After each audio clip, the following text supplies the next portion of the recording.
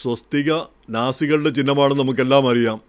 ഈ നാസി സൈനികരുടെയൊക്കെ യൂണിഫോമിൽ സ്വസ്തിക ആലേഖനം ചെയ്യപ്പെട്ടിരിക്കുന്നതൊക്കെ നമ്മൾ സിനിമകളിലൊക്കെ കാണാറുമുണ്ട്. ഇനി നാസികൾ മനുഷ്യരാശിയോട് എന്താണ് ചെയ്തതെന്ന് നമുക്കെല്ലാവർക്കും ഏകദേശ രൂപമുണ്ട്. ചരിത്രം അത് കൃത്യമായിട്ട് രേഖപ്പെടുത്തി വെച്ചിട്ടുണ്ട്. അവർ ഏറ്റവും വലിയ ക്രൂരകൃത്യം ചെയ്തത് യഹൂദരോടാണ്. 6 മില്യൺ യഹൂദരെ കൂട്ടക്കൊല ചെയ്യുകയും കത്തിച്ചു കളയുകയും ചെയ്തു എന്നാണ് ചരിത്രം പറയുന്നത്. എന്തായാലും അതിനെ അവിശ്വസിക്കുന്ന ചിലരുണ്ട്. പക്ഷേ അതിനെ അവിശ്വസിക്കുന്നത് പോലും കുറ്റകരമായിട്ട് പല രാജ്യങ്ങളിലും കണക്കാക്കുന്നുണ്ട്. അമേരിക്കയിൽ പോലും അങ്ങനൊരു ഈ ഡിനയൽ ഓഫ് ഹോളോകോസ്റ്റ് എന്ന് പറയുന്ന ഒരു കുറ്റകൃത്യം പോലെയാണ് കണക്കാക്കപ്പെടുന്നത്. ചിലയിടത്ത് കുറ്റകൃത്യം തന്നെയാണ് താനും. എന്തായാലും ഈ നാസികൾ ഈ യഹൂദർ ഈ ചിഹ്നം സ്വസ്തിക ചിഹ്നം കാണുമ്പോൾ പേടിക്കുന്നതിൽ അതിശയിക്കാനില്ല. കാരണം അവരെ ഇത്രയധികം ദ്രോഹിച്ച മറ്റൊരു ചിഹ്നവുമില്ല, മറ്റൊരു ആശയത്തിൻ്റെ പ്രതീകവുമില്ല. അപ്പം അത്രയധികം അവർ വെറുക്കുന്നൊരു ചിഹ്നമാണത്.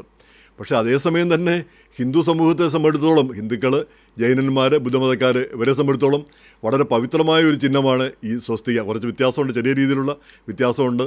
ഈ നാസികളുടെ ഈ സ്വസ്തിക ഇത്തിരി ചെരിഞ്ഞാണെങ്കിൽ ഇത് മറ്റേത് ശരിക്ക് ആ ചതുര വടിവിൽ ആണ് കാണപ്പെടുന്നത്. ഒരു സ്ക്വയർ പോലെ ആ രീതിയിലാണ് കാണപ്പെടുന്നത്. അപ്പോൾ അത് ഈ ഗുജറാത്തികളിലൊക്കെ വീടുകൾക്ക് മുന്നിൽ ഈ സ്വസ്തിക ചിഹ്നം വരച്ചു വെച്ചിരിക്കുന്നത് നമ്മൾ പല വീടുകളിലും ചെല്ലുമ്പോൾ കാണാറുണ്ട്. അപ്പോൾ അത് വളരെ ഐശ്വര്യദായകമായ മംഗളകരമായ ഒരു ചിഹ്നമായിട്ടാണ് അവർ കണക്കാക്കുന്നത്. പക്ഷേ ഇത് ഇവിടെയുള്ള യഹൂദർക്ക് മനസ്സിലാവുന്ന, ഇപ്പം കുറച്ചൊക്കെ ഭേദപ്പെട്ടിരിക്കുന്നു എന്ന് തോന്നുന്നു, മനസ്സിലാവുന്ന കാര്യമല്ല. കാരണം സ്വസ്തിക എന്ന് പറഞ്ഞാൽ ഒരർത്ഥമേ അവർ കാണുന്നുള്ളൂ, അവരെ ദ്രോഹിച്ച ഒരു ആശയത്തിൻ്റെ ചിഹ്നം. പക്ഷേ ഇതൊരു മതപരമായ ചിഹ്നമാണെന്നും ആർക്കും ഒരു ഉപദ്രവം ചെയ്യുന്നതല്ല എന്നും പറയുന്നത് അവർക്ക് മനസ്സിലാവുന്ന ഒരു കാര്യമായിട്ട് ഇതുവരെ ഇല്ലായിരുന്നു. ഇപ്പം കുറച്ച് ഭേദപ്പെട്ടിട്ടുണ്ട്. ഞാൻ ഓർക്കുന്നുണ്ട്, കുറേ വർഷം മുമ്പ് ചിക്കാഗോയിൽ ഏതോ ഒരു ഹോട്ടലിൽ അവിടുത്തെ ജോലിക്കാരൻ വെറുതെ ആ ചിഹ്നം വരച്ചതാണ്. അപ്പോൾ അവിടെ ഭക്ഷണം കഴിക്കാൻ വന്ന യഹൂദൻ അത് കണ്ടു. അയാളതിനെതിരെ അതിശക്തമായിട്ട് പ്രതികരണം ഉയർത്തി. ഉടനെ ഇത് വരച്ചയാളെ പുറത്താക്കുകയാണ് ചെയ്തത്. അതുപോലെ തന്നെ ന്യൂജേഴ്സി തൻ്റെ ഒരു സുഹൃത്തിൻ്റെ 4 ക്ലാസ്സിൽ പഠിക്കുന്ന കുട്ടി ഇതുപോലെ ഒരു സ്വസ്തിക വരച്ചു. അപ്പോൾ അവനെ ആ സ്കൂളിലെ അധ്യാപിക, അവർ യഹൂദ വംശീയോ മറ്റായിരുന്നു, ക്രൂരമായിട്ടാണ് പീഡിപ്പിച്ചതെന്നാണ് പറയുന്നത്. എന്ന് മാത്രമല്ല പല യഹൂദ സംഘടനകളും ഭീഷണിപ്പെടുത്തി, നീ വളർന്നു വാ, ഹാർവാർഡിലൊക്കെ അഡ്മിഷൻ വരുമ്പം അന്നും നിന്നെ ഞങ്ങൾ ഫോളോ ചെയ്തുകൊണ്ടിരിക്കും എന്ന് അത്രമാത്രം വിരോധത്തോടി. പക്ഷേ ഇവരെ ബോധ്യപ്പെടുത്താനായിട്ട് അങ്ങനെയല്ല, ഇതൊരു ഹെയ്റ്റ് ചിഹ്നമല്ല, ആർക്കും ഉപദ്രവമുള്ള ഒരു കാര്യമല്ല എന്ന് ബോധ്യപ്പെടുത്താനായിട്ട് ഹിന്ദു സംഘടനകളൊക്കെ വളരെ കാലങ്ങളായിട്ട് ശ്രമിച്ചുകൊണ്ട് വരുന്നതാണ്. അപ്പോൾ അതിൻ്റെ ഫലമായിട്ട് ഇപ്പം ആ എതിർപ്പിൽ കുറച്ചെല്ലാം മാറ്റം വന്നിരിക്കുന്നു എന്ന് തോന്നുന്നു. ഇപ്പം പഴയതുപോലുള്ള ഒരു എതിർപ്പുണ്ടാവുന്നില്ല. എങ്കിൽ പോലും അവരിപ്പോഴും ഈ നാസി ചിഹ്നത്തെ, സ്വസ്തികയെ എതിർത്തുകൊണ്ടിരിക്കുന്നു. പക്ഷേ ഹിന്ദുക്കളുടെ ഈ ചിഹ്നത്തെ അതിനെ പ്രത്യേക രീതിയിൽ കാണുകയും ചെയ്യുന്നു. കുറച്ചെല്ലാം വ്യത്യാസം വന്നിരിക്കുന്നു.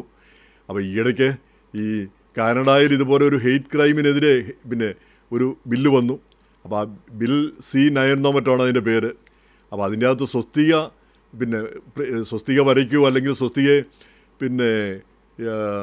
അതിന് പ്രചാരണം കൊടുക്കുകയൊക്കെ ചെയ്യുന്ന കുറ്റകരമായിട്ട് അത് സ്വസ്തികയ്ക്ക് സാമ്യമായിട്ടുള്ള എന്തെങ്കിലും വരയ്ക്കുകയൊക്കെ ചെയ്യുന്ന കുറ്റകരമായിട്ട് പറയുന്ന ഒരു ബില്ലാണത്.